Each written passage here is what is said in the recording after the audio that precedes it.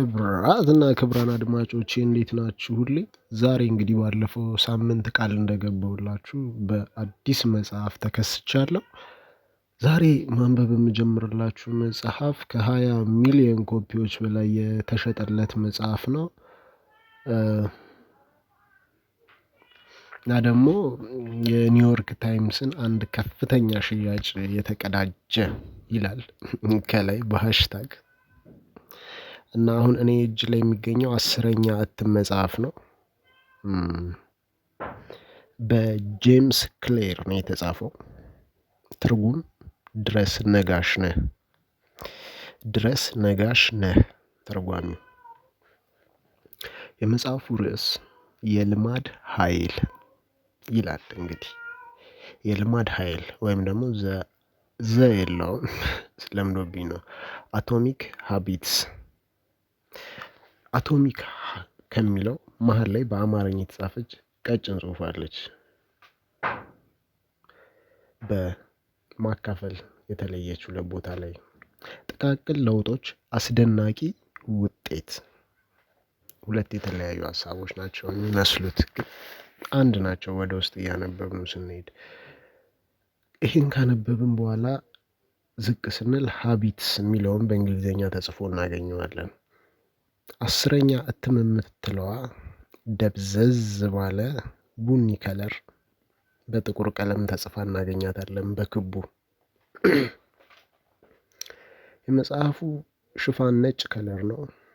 የልማድ ኃይል የሚለው በጥቁር ከለር ተጽፏል። ከ20 ሚሊዮን ኮፒዎች በላይ የተሸጠ የሚለው በቡኒ ከለር ተጽፏል። ደብዘዝ ያለ ቡኒ ከለር ነው። እንግዲህ ሀቢትስ ከሚለው በታች ቀላልና የተረጋገጠ አሉታዊ ልምዶችን መቀየሪያ አዎንታዊ ልምዶችን ማጎልበቻ መንገድ በጄምስ ክሌር። ትርጉም ድረስ ነጋሽ ይላል። እንግዲህ ወደ ውስጥ ገልጬ ሊገባ ነው። ከውጨኛው ገጽ ታጥፋ አብራ ወደ ውስጥ የገባች አለች። ስለ ደራሲው ይላል። ስለ ደራሲው ሊነግሩን እንደፈለጉ እስኪ እንስማ። ስለ ደራሲው ጄምስ ክሌር በልማዶች በውሳኔ አሰጣጥና ቀጣይነት ባላቸው መሻሻል ላይ ትኩረት ያደረገ ደራሲና ንግግር አቅራቢ ነው። ስራዎቹም በኒውዮርክ ታይም እና ሲቢኤስ ሞርኒንግ ላይ ወጥተዋል። ድረገጹም በየወሩ በሚሊዮን የሚቆጠሩ ጎብኚዎችን የሚቀበል ሲሆን ዝነኛ የሆነው የኢሜይል መጽሔቱ ደግሞ በመቶ ሺዎች የሚቆጠሩ ደንበኞች ያሉት ነው። ክሌር የፎርቹን 500 ካምፓኒዎች መደበኛ ንግግር አቅራቢ ሲሆን ስራዎቹም በኤንኤፍአይ እና ኤምኤልቢ ቡድኖች ጥቅም ላይ የሚውሉ ናቸው። ክሌር ሀቢት አካዳሚ ኦንላይን በሚሰጠው ኮርስ ከ10,000 በላይ መሪዎችን፣ ስራ አስኪያጆችን፣ አሰልጣኞችንና መምህራኖችን ያሰለጥናል። ሀቢት አካዳሚ በህይወትም ሆነ በስራ የተሻሉ ልማዶችን ለመገንባት ፍላጎት ላላቸው ግለሰቦች፣ ድርጅቶች ቀዳሚ የስልጠና መድረክ ነው። ጄምስ ክሌር ከትዳር አጋሩ ጋር በኮሎምቦስ ኦሃዮ የሚኖር ሲሆን ክብደት አንሽና ፎቶግራፍ ባለሙያም ጭምር ነው ይለናል አብራት አጥፋ የገባችው ገጽ ላይ። እሺ፣ የልማድ ኃይል አቶሚክ ሃቢትስ የዕለት ከዕለት ልማዶችን በመጠቀም የላቀ ህይወት መምራት በጄምስ ክሌር። ትርጉም ነጋሽ። ትርጉም ድረስ ነጋሽ ነህ። ድረስ ነጋሽ ነህ። ይህ አባትና የልጁን ስም አቀላቀልኩ። እሺ፣ ከዛ እንቀጥላለን። መብቱ በህግ የተጠበቀ ነው። መብቱ ሙሉ በሙሉ የአሳታሚው ነው ይላል። የመጀመሪያ እትም መስከረም 2013 ዓ.ም፣ ሁለተኛ እትም የካቲት 2013 ዓ.ም፣ ሶስተኛ እትም የካቲት 14 እያለ አሁንም አራተኛ እትም እንደገና መጋቢት 14 ላይ ያለ፣ ከዛ መስከረም 2015 ላይ ያለ፣ ከዛ እንደገና ጥር 2015 አለ፣ መስከረም 2016፣ ሚያዝያ 2016፣ ጥቅምት 2017፣ ግንቦት 2017 ዓመተ ምህረት። ከዛ በታች የተርጓሚው ቀደምት ስራዎች መልካም ሰዎች ለምን ይሰቃያሉ የሚል ከዚህ ቀደም የተሰራ ስራ አለው። ኮምፒውተር ጽሁፍ ብሎ ሰኒ ይላል። እንግዲህ ስልክ ቁጥሯን አስቀምጧል እዚህ ላይ ሌሎች የሚፈልጉ ሰዎች እንዲያጽፉ ይመስለኛል። እና ስልኩን ብናገር ችግር ያለው አይመስለኝም። ሰኒ ብሎ 0913646055 ሌሎች ማጻፍ የሚፈልጉ ሰዎች ካሉ እንግዲህ ኮንታክት አርጓት። ገጽ ቅንብር ፀሐይ አስማማው፣ ስልክ 0911046440። እንግዲህ እነዚህ የገጽ ቅቡን የሽፋን ገጹን የሰራችው ነች ፀሐይ። ሰኒ ደግሞ የኮምፒውተር ትየባውን ያከናወነችው ነች። ከታች ቡክላንድ መጽሐፍት ይላል። እንግዲህ የዚህ መጽሐፍ አከፋፋይ ነው። ስልካቸው ከስር አለ ላንብብላችሁ። 0922740202 ሌላኛው ደግሞ 0930083308 አበርክቶት ብሎ ለምትል ዳሻለች። እንግዲህ ለእናንተ እኔ ለእናንተ ለሰብስክራይበሮቼ አበረከትኩ ማለት ነው። ከዛ እንደዚህ ይላል ከስር፣ ይህ የልማድ ኃይል የተሰኘ መጽሐፍ በልማድ ላይ ጥቃቅን ለውጦችን በማድረግ አስደናቂ ውጤት እንድታመጣ እንድታመጪ እና በህይወት ስኬታማ እንዲያደርግሽ ልባዊ ምኞቴ ነው። ከታች ለፊርማ የተተወ ቦታ አለ። ቀጥሎ ወደ ቀጣይ ገጽ ወደ ማውጫው ገባን። ማውጫ የእኔ ታሪክ 6 ላይ አለ። እንግዲህ የሰውየው ታሪክ ማለት ነው፣ የጄምስ ክሌር። ከዛ መሰረታዊዎቹ አንደኛው ህግ፣ ሁለተኛው ህግ፣ ሶስተኛው ህግ፣ አራተኛው ህግ፣ የረቀቁ ስልቶች፣ መቋጫ ብሎ 261 ያልቃል። ገጽ 261 ላይ ያልቃል። አሁን ወደ ገጽ 6 እንቀጥልና የእኔ ታሪክ ከሚለው ጀምረን እናነባለን ማለት ነው። ጉንፋን ስለያዘኝ ትንሽ በየመሃሉ የሳል ድምጽ ይገባል፣ ይቅርታ ጠይቃለሁ። እሺ መግቢያ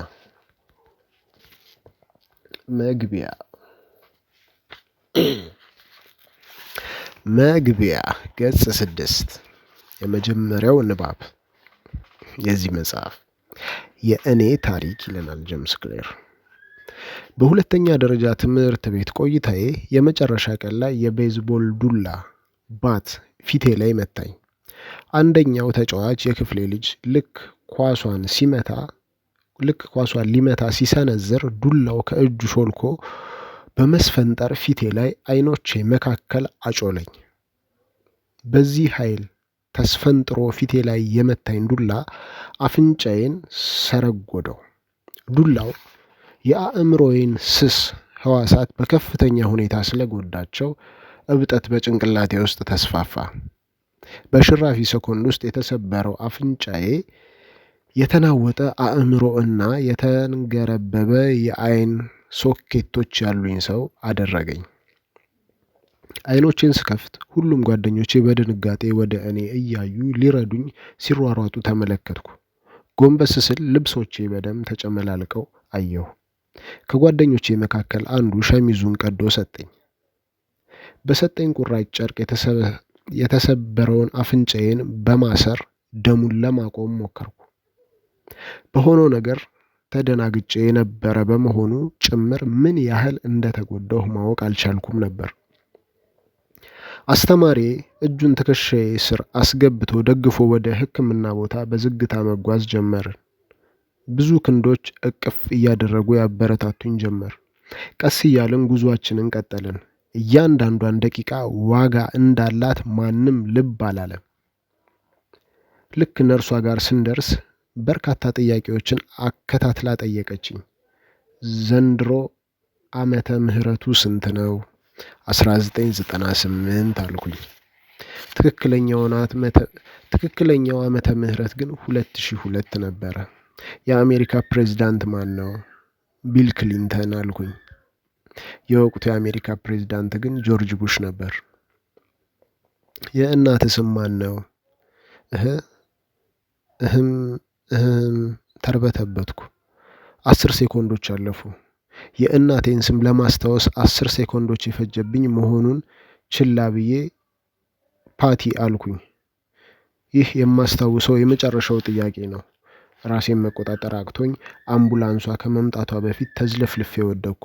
ከደቂቃዎች በኋላ በአምቡላንስ ተጭኜ ወደ ሆስፒታል ተወሰድኩ። ልክ እንደደረስን ሰውነቴ ቀስ በቀስ ደከመ። እስትንፋሴን በመዋጥና በመተንፈስ ለማቆየት ታገልኩ። አልቻልኩም። ሙሉ በሙሉ መተንፈስ አቆምኩ።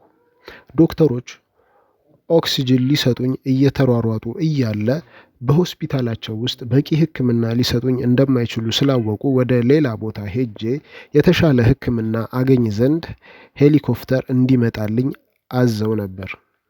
ነርሶች በስትሬቸር እየገፉኝ ከድንገተኛ ክፍሉ ወደ ውጪ አስወጡኝ። አንዷ ነርስ ከታች ወደ ላይ እየገፋች፣ ሁለተኛዋ ነርስ ደግሞ ከላይ ሆና እየሳበች ሄሊኮፕተሩ ውስጥ አስገቡኝ። ከቅጽፈታት በፊት ወደ ሆስፒታሉ የደረሰችው እናቴ አብራኝ ወደ ሄሊኮፕተሩ አገባች። እኔ ግን በራሴ መተንፈስ አቅቶኝ አእምሮዬን እንደሳትኩ ነበርኩ። እናቴ እጄን ደረቷ ላይ እንደያዘችኝ አጠገቤ ተቀምጣ ጉዞ ጀመርን።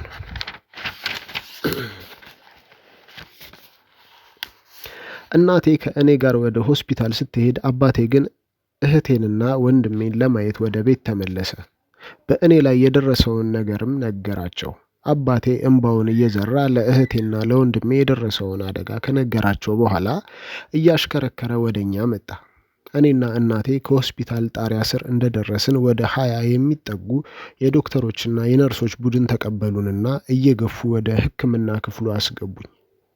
በዚህ ሰዓት የአንጎሌ ውስጥ እብጠት ከአቅም በላይ ሆኖ ራሴን ሙሉ በሙሉ ስቼ ነበረ። የተሰባበሩ አጥንቶቼ ጥገና ይፈልጉ ነበር። እኔ ያለሁበት ሁኔታ ግን ቀዶ ጥገና ለማድረግ የሚያስችለኝ አልነበረም። ሁኔታው በጣም አስፈሪ ነበር። ኮማ ውስጥ ስለነበርኩ በቬንትሌተር ውስጥ እንድቆይ ተደረገ። ቤተሰቦቼ ለዚህ ሆስፒታል አዲስ አይደሉም። ከ10 ዓመታት በፊት በወቅቱ የ3 ዓመት ሕፃን የነበረችው እህቴ የሉኩሚያ ተጠቂ በመሆኗ ምክንያት ወደዚህ ሆስፒታል መጥተው ነበር። ያኔ እኔን የ5 ዓመት ልጅ ነበርኩ። ወንድሜ ደግሞ የ6 ወር ጨቅላ ሕፃን። እህቴ ከ2 ዓመት ከግማሽ አድካሚ ሕክምና በኋላ ጤናዋ ተስተካክሎላት ከካንሰር ነፃ ሆና ወደ ቤቷ ተመለሰች።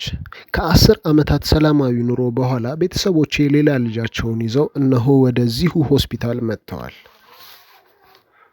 ሆስፒታሉ እኔ ኮማ ውስጥ በነበርኩበት ሰዓት የቤተ ክርስቲያን አባት ወደ ቤተሰቦቼ በመላክ ለማጽናናት ሞክሮ ነበር። እኚህ አባት ከ10 ዓመታት በፊት እህቴ ካንሰር ሲገኝባትም እንዲሁ ወደ ቤታችን ተልከው ነበር። ጀንበር አዘቅዝቃ ምሽቱ ቦታውን መያዝ ጀመረ። እስትንፋሴን እስከዚህ ሰዓት ድረስ ያቆዩት የተለያዩ ማሽኖች ናቸው። ወላጆቼ ያለምንም ፋታ ከአጠገቤ ነበሩ። በኋላ እናቴ እንደነገረችኝ ያ ምሽት በሕይወቷ ካየቻቸው ጥቂት የመከራ ምሽቶች መካከል አንዱ ነው። ገጽ 9 የሕይወቴ መትረፍ ይለናል ከላይ ንዑስ ርዕሱ። በማግስቱ ጠዋት አተነፋፈሴ ተስፋ ሰጪ ወደ ሆነ ሁኔታ ተመለሰ። በስተመጨረሻም ወደ ንቃተ ህሊናዬ ተመለስኩ። የአእምሮ ጤናዬ የመስተካከል ምልክቶች እያሳየ የነበረ ቢሆንም የማሽተት አቅሜን ግን አጥቼ ነበረ። ነርሴ ለዚሁ ሕክምና ይሆን ዘንድ አፍንጫዬን ከፈት አድርጌ የአናናስ ጭማቂ በደንብ እንድምግበት አዘዘችኝ። ሁሉንም ሰው ባስደነቀ ሁኔታ የማሽተት አቅሜ ተመለሰ። ግን ይህንን ሳደርግ ግራ አይኔ ቦታዋን ለቃ ወደ ውስጥ ራቅ ብላ ተቀመጠች። የአይኔ ኳስ ከመቀመጫዋ ተንሸራተተች። አይኔን ከአእምሮዬ ጋር የሚያገናኘው ነርቭም በጣም ላልቶ ነበረ። ሐኪሜ አይኔን በጊዜ ሂደት ወደ ቦታው ሊመልሰው እንደሚችል ነገረኝ። ይህ ምን ያህል ጊዜ ሊወስድ እንደሚችል ለመናገር ግን ቀላል አልሆነለትም። ከሳምንት በኋላ ቀዶ ጥገና እንዲደረግልኝ ቀጠሮ ተያዘ። በዚሁ ወደ ቤቴ እንድሄድ ተወሰነ። አፍንጫዬ ተሰብሮ የፊቴ አብዛኛው ክፍል ተበለሻሽቶና ግራ አይኔ አፍጥጦ ወደ ቤቴ ተመለስኩ። ቀጣዮቹ ወራት ቀላል አልነበሩም። ሕይወት በሙሉ ቀጥ ያለችብኝ ይመስል ነበረ። ለሳምንታት የነበረኝን እይታ ልክ አልነበረም። የማያቸው ነገሮች ሁሉ ሁለት ሁለት ሆነው ነበር የሚታዩኝ። በቀጥታ ማየትም አልችልም ነበር። ህይወት ከወር በላይ ፈጀብኝ። በእርግጥ አይኔ ቀስ በቀስ ወደ ቦታው ተመለሰ። ራሴን በመሳቴ እና በእይታ ችግሮቼ ምክንያት እንደገና መኪና እስክነዳ ድረስ 8 ወራት መጠበቅ ነበረብኝ። በዚሁ የመከራዬ ወቅት ሁሉ የደረሰብኝን ችግር ይዞኝ እንዳይጠፋ ጥረት አደርግ ነበር። በችግሬ ምክንያት ለጭንቀትና ለድብርት የተዳረኩባቸው ቀናቶች ብዙዎች ነበሩ። ከአንድ ዓመት በኋላ ወደ ቤዝቦል ሜዳ ስመለስ ምን ያህል ወደ ኋላ ተመልሼ እንደገና መጀመር እንዳለብኝ ተረዳሁ።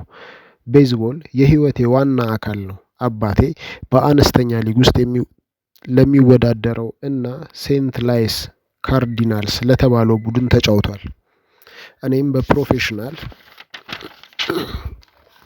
እኔም በፕሮፌሽናል ደረጃ ቤዝቦልን የመጫወት ህልም ነበረኝ። ወራትን ከፈጀው ማገገሜ በኋላ የፈለግኩትን ነገር ቢኖር ወደ ሜዳ መመለስ ነበር። ይህ አልጋ በአልጋ ሊሆንልኝ ግን አልቻለም። የውድድር ዘመኑ ሲጀምር ከዋናው ቡድን ተቀንሼ ከታችኛው ቡድን ጋር እንድጫወት ተደረገ። ቤዝቦልን ከ4 ዓመቴ ጀምሮ ተጫውቻለሁ። እድሜውን ሁሉ ቤዝቦልን ሲጫወት ላደገ ልጅ ከሚወዳደርበት ቡድን ተቀንሶ በታችኛው ቡድን እንዲጫወት መደረግ ልብ ሰባሪ ነገር ነው። ይህ የተወሰነ ቀን የተሰማኝን ስሜት ዛሬም ትዝ ይለኛል። መኪናዬ ውስጥ ተቀምጬ ረዥም ሰዓት አለቀስኩ። የብሶት ሙዚቃዎችን እያዳመጥኩ ተከስኩ። ራሴን እየተጠራጠርኩ ካሳለፍኩት ከ1 ዓመት በኋላ ወደ ዋናው ቡድን ተመለስኩ። ይሁን እንጂ ወደ ሜዳ ገብቶ መጫወቱን እንደ ልብ አላገኘሁም ነበር። በዓመቱ በጠቅላላ የተጫወትኩባቸው ደቂቃዎች ቢደማመሩ ከአንድ ጨዋታ የጨዋታ ሰዓት ብዙ አይበልጡም። ያሳለፍኩት ዓመት ብዙም ተስፋ ሰጪ የነበረ ባይሆንም እኔ ግን አሁንም ትልቅ ተጫዋች እንደምሆን ውስጥ ያምን ነበር። ለዚህ ዓላማዬ መሳካት መስተካከል ያለባቸው ነገሮች ካሉ ማስተካከል ያለብኝ እኔ ብቻ እንደሆንኩ አውቅ ነበር። የህይወቴ መታጠፊያ ጊዜ የመጣው በዴንሰን ዩኒቨርሲቲ የኮሌጅ ትምህርቴን በጀመርኩበት ጊዜ ነበር። ይህ አዲስ ጅማሮ ነበር። የልማድን አስደናቂ ኃይል ያየሁበት ድንቅ ቦታ። ስለ ልማዶች እንዴት እንደተማርኩ ንዑስ ርዕስ ነች። ገጽ 10 ላይ ያለች። የዴንሰንን ዩኒቨርሲቲ ተቀላቅሎ መማር ከህይወቴ ድንቅ ተሞክሮዎች መካከል የመጀመሪያው ብዬ የማነሳው ነው። በዚያ የምፈልገውን የቤዝቦል ቡድን አባል የመሆን እድል አገኘሁ። በጫጫታ እና በግርግር የተሞላው የሁለተኛ ደረጃ ትምህርት ቤት ቆይታዬ እንዳለ ሆኖ በኮሌጅ ውስጥ ግን የኮሌጅ ስፖርተኛ ለመሆን በቃሁ። ሁልጊዜ ከቡድኑ አባላት ቀድሜ ልምምድ ጀምራለሁ። ህይወቴን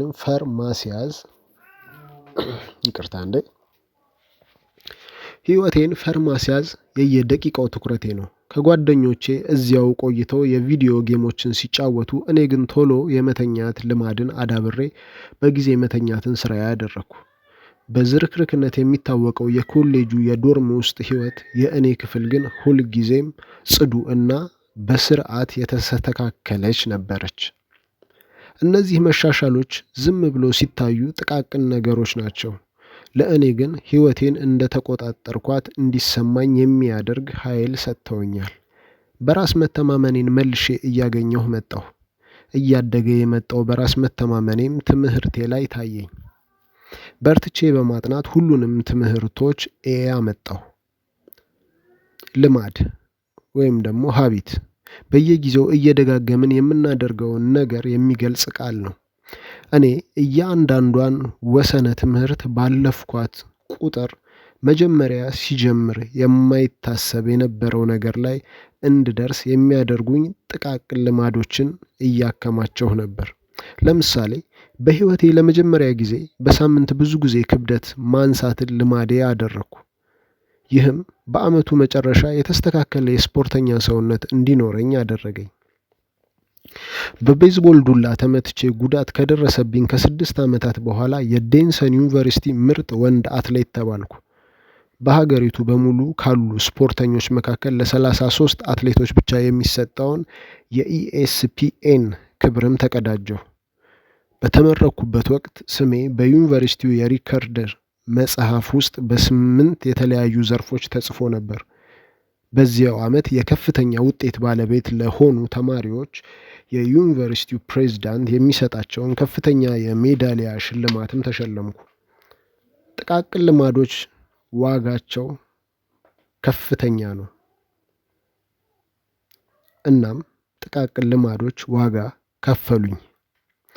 ይህ ጉራ ከመሰለብኝ ይቅርታችሁን እጠይቃለሁ። እውነቱን ለመናገር የእኔ የአትሌትነት ሕይወት ታሪካዊውም የጀግናም የሚያደርገው ምንም ነገር የለም። ልድገማትችን። ይህ ጉራ ከመሰለብኝ ይቅርታችሁን እጠይቃለሁ። እውነቱን ለመናገር የእኔ የአትሌትነት ሕይወት ታሪካዊም የጀግናም የሚያደርገው ምንም ነገር የለም። በፕሮፌሽናልነት ደረጃ አልተጫወትኩም። ይሁን እንጂ እነዚያን ዓመታት መለስ ብዬ ስቃኛቸው የሆነ ፍሬ ያለው ነገር እንደሰራሁ ይሰማኛል። ያለኝንም እምቅ አቅም እንድጠቀም አድርገውኛል። በዚህ መጽሐፍ ውስጥ ያሉት ሐሳቦችም እናንተም የየራሳችሁን እምቅ ችሎታዎች እንድታዩ ያደርጓችኋል ብዬ አምናለሁ። ሁላችንም በሕይወታችን ውስጥ እንቅፋቶች ይገጥሙናል። ይህ ጉዳት የእኔ እንቅፋት ፈተና ነበር። በዚያ ውስጥ ማለፌ ግን በርካታ ትምህርቶችን አስተማረኝ። ከእነዚህም ትምህርቶች ዋነኛው ብዙ ጥቅም የሌላት የምትመስል ትንሽዬ ለውጥ ለዓመታት እያሻሻልንና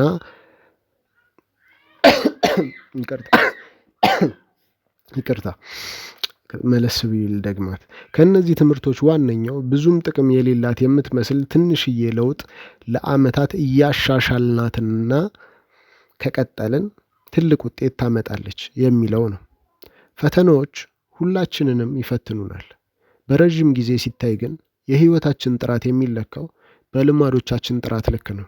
በተመሳሳይ ልማዶች ተመሳሳይ ውጤት ላይ ትደርሳላችሁ። በተሻሉ ልማዶች ደግሞ የትኛውንም የተሻለ ውጤት ማምጣት የሚቻል ነው፣ ወይም ደግሞ ማምጣት ትችላላችሁ ብዬ ላስተካክለው። እሺ፣ እዚሁ ገጽ 12 ላይ እዛው ንዑስ ርዕስ ነው ከዚህ አንቀጽ በታች ይህንን መጽሐፍ ለምንና እንዴት እንደጻፍኩት። በህዳር ወር 2012 አርቲክሎችን በjamesclear.com ላይ ማተም ጀመርኩ። ለዓመታት የህይወት ተሞክሮዎቼን መዘግብ ነበርና በዚህ ልማዴ ያጠራቀምኳቸውን ጠቃሚ ማስታወሻዎች ለሌሎች ሰዎች በዚህ መልኩ ማካፈል ጀመርኩ። ከዚያም በየሳምንቱ ሰኞና ሐሙስ አዳዲስ አርቲክሎችን አሳትም ነበር። ይህ ልማድ ከጥቂት ወራት ውስጥ ብዙ የኢሜል ተከታዮች እንዲኖሩኝ አደረገኝ። በ2013 መጨረሻም ከ30 ሺህ በላይ ተከታዮች ከ300 ሺህ በላይ ተከታዮች ነበሩኝ። በ2014 ደግሞ የተከታዮቼ ቁጥር 100 ሺህን አለፈ። ተሳስቻለሁ ማለት ነው። ደግሜ ያነበብኩት ለዛ ነበረ። ቁጥር ላይ ተምታተው ምንኝ ነው? እሺ ልድገመው እንደገና ተመልሼ። በ2013 መጨረሻ ከ30 ሺህ በላይ ተከታዮች ነበሩኝ። በ2014 ደግሞ የተከታዮቼ ቁጥር 100 ሺህን አለፈ። ይህ በወቅቱ በጣም ፈጣን የሚባል እድገት ነበር። ከ2 ዓመታት በፊት መጽሐፍ ስጀምር የሚሰማኝን ስሜት የአስመሳይነት ስሜት ነበር። አሁን ግን በልማዶች ላይ ልዩ እውቀት ያለው ታዋቂ ባለሙያ ሆንኩ። የዚህ ጉዳይ አዋቂ እሆናለሁ ብዬ አስቤ አላውቅም ነበር። በ2015 ተከታዮቼ 200 ሺህ ደረሱ። እኔም ከፔንጉዊን ራንደም ሃውስ ጋር የመጽሐፍ ስምምነት ተፈራረምኩ።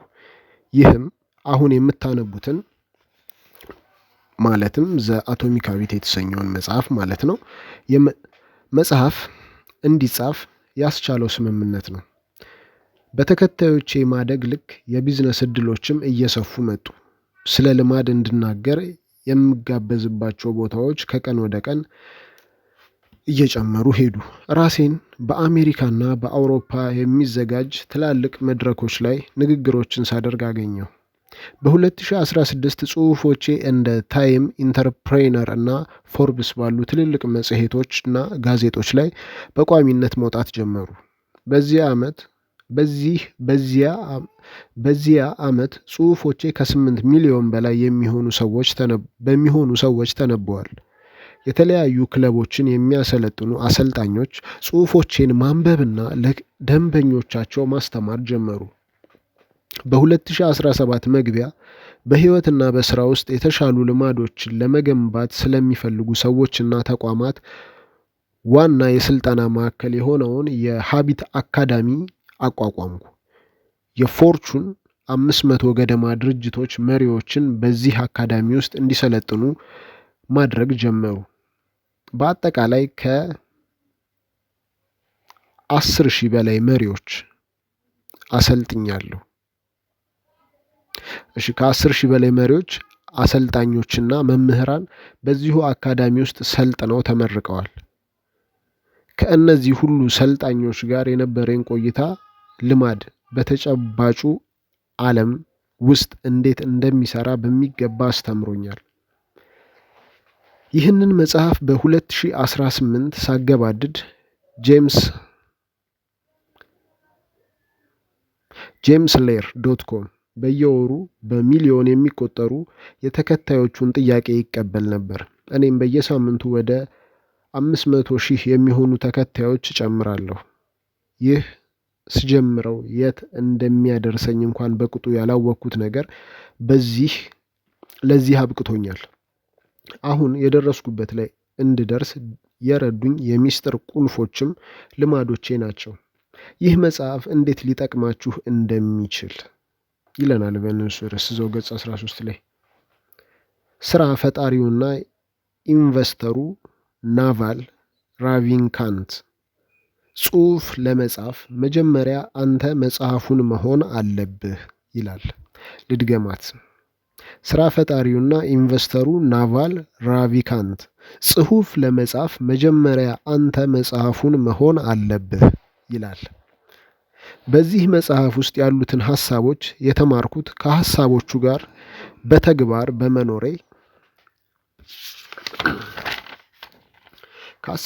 በተግባር በመኖሬ ምክንያት ነው። ከደረሰብኝ ጉዳት አገግሜ እንደገና ለመነሳት በትንሹ ልማዶቼ ላይ መመርኮዝ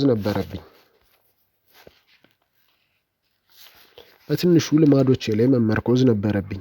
ውጤታማ ለመሆን፣ ጸሐፊ ለመሆን፣ ስኬታማ ቢዝነስ ለመገንባትና ራሴን ኃላፊነት መውሰድ የሚችል ዜጋ ለማድረግ እንዲሁ ያለኝን እምቅ አቅም አውጥቼ እንድጠቀም የረዱኝ ትናንሽ ልማዶች ናቸው። እናም ይህንን መጽሐፍ ለምታነቡ ለእናንተም ትናንሽ ልማዶቻችሁ እምቅ ችሎታዎቻችሁን ለመጠቀም እንደሚያስችሏችሁ አምናለሁ። በቀጣዮቹ ገጾች የተሻሉ ልማዶችን ለመገንባት የሚሆኑ ነገሮችን ደረጃ በደረጃ በቅደም ተከተል አቀርባለሁ። ይህም ለቀናት ወይም ለሳምንታት የሚሆኑ አይደለም፣ ለሕይወት ዘመን እንጂ። ምንም እንኳን ሳይንስ በዚህ መጽሐፍ ውስጥ የተጻፉትን ሐሳቦች ሙሉ በሙሉ የሚደግፋቸው ቢሆንም መጽሐፍ ግን የአሰራር መመሪያ ኦፕሬቲንግ ማኑዋል እንጂ የሳይንሳዊ ጥናቶች ውጤቶች ማሳተሚያ መጽሐፍ አለመሆኑን መረዳት ይጠቅማል። ለመረዳትና ለመተግበር የሚቀሉ ልማዶችን እንዴት መፍጠርና ማዳበር እንደሚቻል የሚያወራውን ሳይንስን ሳብራራ ምክር አዘል ጥበቦችን ታገኛላችሁ። እኔ እነዚህን ስለ ልማድ የሚያወሩ ትምህርቶች የወሰድኩባቸው እንደ ባዮሎጂ፣ ፍልስፍና፣ ስነ ልቦና እና የመሳሰሉት የትምህርት አይነቶች ለዘመናትም የነበሩ ናቸው። እኔ የማቀርብላችሁ ነገር ጎበዞች በብዙ ጥናቶች ያገኟቸውን ምርጥ ሐሳቦችና እጅግ አሳማኝ የሆኑትን የሳይንቲስቶች የቅርብ ጊዜ ግኝቶች ነው። የእኔ አስተዋጽኦ ይሆናል ብዬ ተስፋ የማደርገው በጣም ጠቃሚ የሆኑትን ሐሳቦች ነጥሎ ማቅረብና ሊተገበሩ በሚያመቹበት ሁኔታ አገናኝቶ የማሳየት ሥራ ነው። በእነዚህ ገጾች ውስጥ ለምታዩቸው የትኞቹም ድንቅ ነገሮች አድናቆቱን መውሰድ ያለባቸው ከእኔ በፊት የነበሩ የየዘርፉ ባለሙያዎች ናቸው። የትኛውም ልክ ያልሆነ ነገር ደግሞ የእኔ ጥፋት እንደሆነ እወቁ። የዚህ መጽሐፍ የጀርባ አጥንቶች የእኔ የልማድ 4 ደረጃዎች ሞዴል ማለትም ፍንጭ፣ ምልክት፣ ኪው፣ ፍላጎት፣ ጉጉት፣ ክራቪንግ፣ ተግባር፣ ግብረ መልስ፣ ሪስፖንስ እና ውጤት፣ ሽልማት፣ ሪዋርድ እና ከእነዚህ ደረጃዎች ውስጥ የሚያድጉት 4ቱ የባህሪ ለውጥ ህጎች ናቸው። የስነ ልቦና ዘርፍ ውስጥ ያሉ አንባቢያን እነዚህን ቃላት ቢያንስ በከፊል ሊረዷቸው ይችላሉ። ምክንያቱም እነዚህ ሀሳቦች በ1930 በቢኤፍ እስኪነገር ገፊ ነገር ቀስቃሽ፣ ስቲሙለስ፣ ተግባር፣ ግብረ መልስ፣ ሪስፖንስ እና ሽልማት፣ ውጤት፣ ሪዋርድ ተብለው ከተብራሩትና በቅርብ ጊዜ ደግሞ በቻርልስ ዱሂጉ ዘ ፓወር ኦፍ ሃቢት ውስጥ ምልክት፣ ኪው፣ ድግግሞሽ፣ ሩቲን እና ውጤት፣ ሪዋርድ ተብለው በሰፊው ታዋቂነት ካገኙት ሀሳቦች ጋር ተቀራራቢነት ያላቸው ስለሆኑ ነው።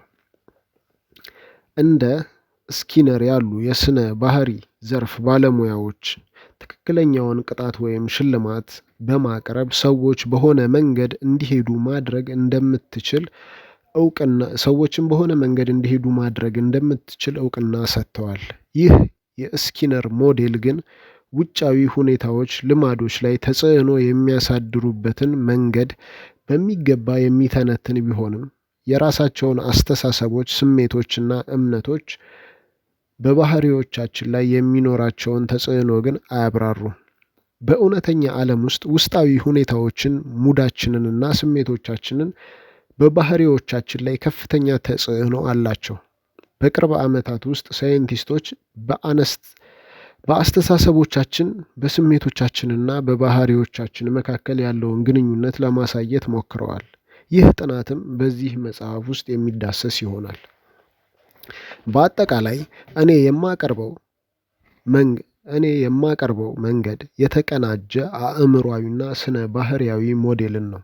ይህ ሞዴል የውስጥ ስሜቶችንና ውጫዊ ገፊ ምክንያቶች በባህሪዎቻችን ላይ የሚኖራቸውን ሚና የየድርሻቸውን ያካፈለ የመጀመሪያው ሞዴል እንደሆነ አምናለሁ።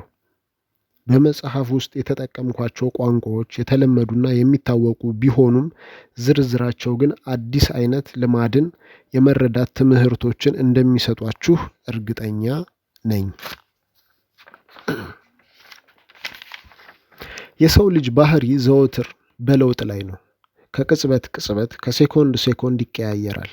ይህ መጽሐፍ የሚያወራው ግን ሁልጊዜም ጸንተው ስለሚኖሩ ስለማይቀያየሩት ነገሮች ነው። ስለ ሰው ልጅ ባህሪያት መሰረታዊ ነገሮች። ስለሆነም መርሆቹ ለዕድሜ ዘመን ሙሉ ሊጠቅሙ የሚችሉ ናቸው። ቢዝነሶቻችሁን ልትገነቡባቸው፣ ቤተሰቦቻችሁን ልትመሰርቱባቸውና ህይወታችሁን ለማነጽ መሰረት ልታደርጓቸው የምትችሏቸው መርሆች ናቸው። የተሻለ ባህሪን ለመፍጠር የሚረዱ አንድ ትክክለኛ መንገድ የለም። ይህ መጽሐፍ ግን የተሻለ እንደሆነ የማውቀውን መንገድ ያቀርብላችኋል። ይህም በጅማሮ ላይ የሆነ የሚቀየር ነገር ምንነት ላይ የማይመሰረት መንገድ ነው። በዚህ መጽሐፍ ውስጥ የማቀርባቸው ስልቶችም በየትኛውም የህይወቱ ዘርፍ ላሉና ደረጃ በደረጃ መሻሻልን በየትኛውም የህይወት ዘርፍ ላሉ ሰዎችና ደረጃ በደረጃ መሻሻልን ለሚሹ ሰዎች ሁሉ የሚጠቅሙ ናቸው። እነዚህ መርሆች የሰው ልጅ ባህሪን የሚያሳትፉ በየትኛውም ጉዳይ ውስጥ እንደ መመሪያ መጥቀም ይችላሉ። የሚያሳትፉና ብለን እናንብበው። እሺ ገጽ 16 ላይ አለቀ። እንግዲህ ስለ እኔ ብሎ የጻፈልን ጄምስ ክሌር እንግዲህ እንዳያችሁት ትንሽ የሀዘን ታሪክ አቀመሰ መጀመሪያ። ከዛ በኋላ ደግሞ በአካዳሚካል እውቀቱ ጎበዝ እንደነበረ መልሶ ነገረን። እንግዲህ ይሄ ራሱ አንድ አንባቢን የመያዣ መንገድ ነው። መጀመሪያ ስለደረሰብህ ጉዳት ምናምን ትናገራለህ እያለ ሰው ያነበዋል። ከዛ ትንሽ እልፍ እንዳለ ደግሞ አካዳሚካል ጎበዝ እንደሆነ ስታነበው ትንሽ ጥሩ ነበር ትምህርቱ ላይ፣ ስለዚህ የሆነ ነገር እንትን ሊል ይችላል ብለህ ደግሞ በሌላ መንገድ ደግሞ ያጓጓሃል። ከዛ ደግሞ ቀጣይ ላይ መጣ የእሱ ሀሳብ ብቻ እንዳልሆነ ከብዙ ቦታ እንዳመጣው ግን ደግሞ ከሁሉም ጨምቆ እንዳመጣው የበለጠ ለእኛ ለመተግበርም ለምንም ሊቀል የሚችለውን ጠቃሚውን ብቻ ደግሞ መርጦ እንዳመጣው ደግሞ ነገረን። ከዛ ደግሞ እንደገና እንግዲህ አሁን ላይ ካሉት ሊሻልበት የሚችለውን መንገድ ነገረን። መተግበር ሊችል እንደሚሆን እንደዛ እንደሆነ ነገረን። እንግዲህ ጥሩ ነው። አንባቢን እንግዲህ ያዝ ያደርጋለን የሚለው ታሪክ ጥሩ ነው። እሺ ቀጣይ ምን ይላል መሰላችሁ? መሰረታዊዎቹ ትንሽ ለውጥ እንዴት ትልቅ ልዩነትን እንደምትፈጥር። መሰረታዊዎቹ ትንሽ ለውጥ እንዴት ትልቅ ልዩነት እንደምትፈጥር። እሺ ይህንን በቀጣይ ነው የማነብላችሁ። እስከዛው ድረስ እስኪ እንዲቀጥል ከፈለጋችሁ ኮሜንት ቦክስ ላይ አስታውቁኝ። ሼር እያደረጋችሁ ሰብስክራይብ እያደረጋችሁ ሰላማችሁ ይብዛ።